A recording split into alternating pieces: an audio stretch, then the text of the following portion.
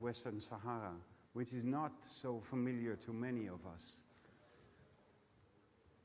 do you start thinking maybe this ideology of us is, you know, could work in a different way in different circumstances? I think I can reply. Do you hear me? Yeah?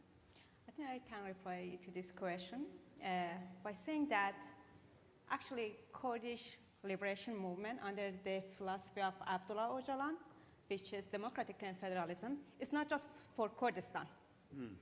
It's an idea that can be implemented everywhere.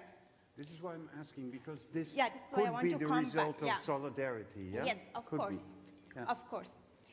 Because what we're fighting is against capitalist modernity, and capitalist modernity is a global phenomenon.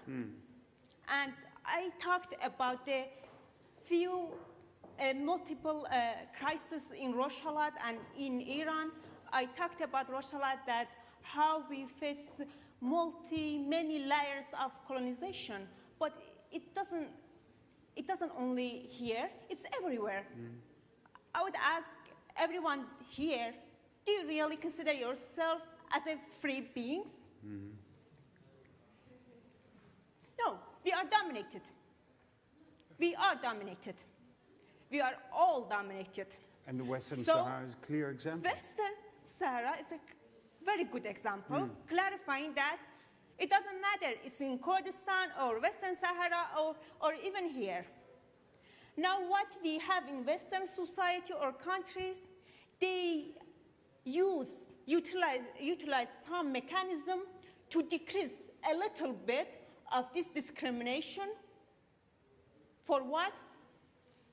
To put us in delusion of freedom. But we are not free, we are all dominated, especially if we understand domination. For me, domination has something to do with power.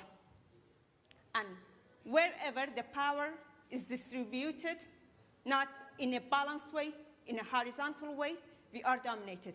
So how we can implement the idea of democratic and federalism in Western Sahara that United Nations international law couldn't protect?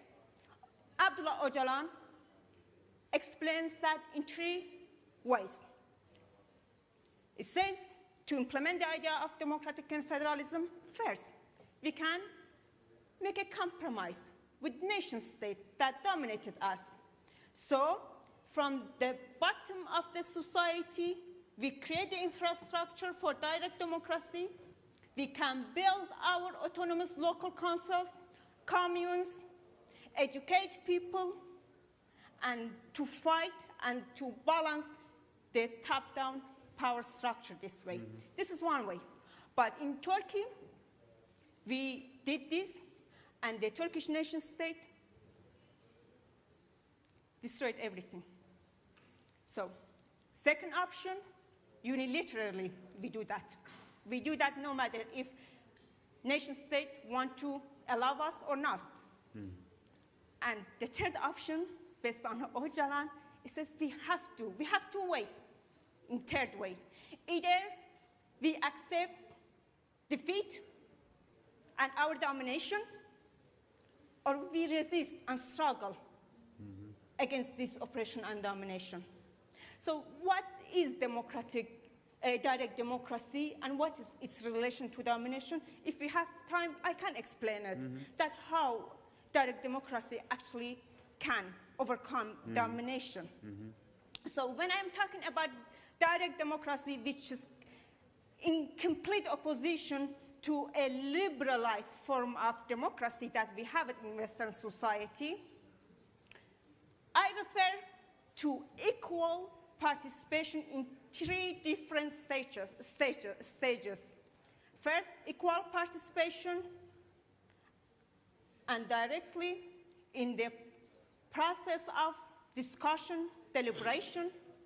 Second stage, again, equal participation in the decision-making. And third, again, the most importantly, equal participation in the implementation of these decisions. So how we can do that?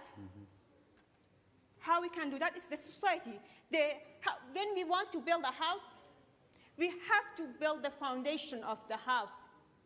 And that's the most difficult part of creating a house, the foundation. And how we build this foundation is going to lead us to the structure. Empowering the society, create your own local councils. In Rojava, maybe my comrade later is going to explain this, that how Rojava revolution could face all this existential domination, but still it's going on.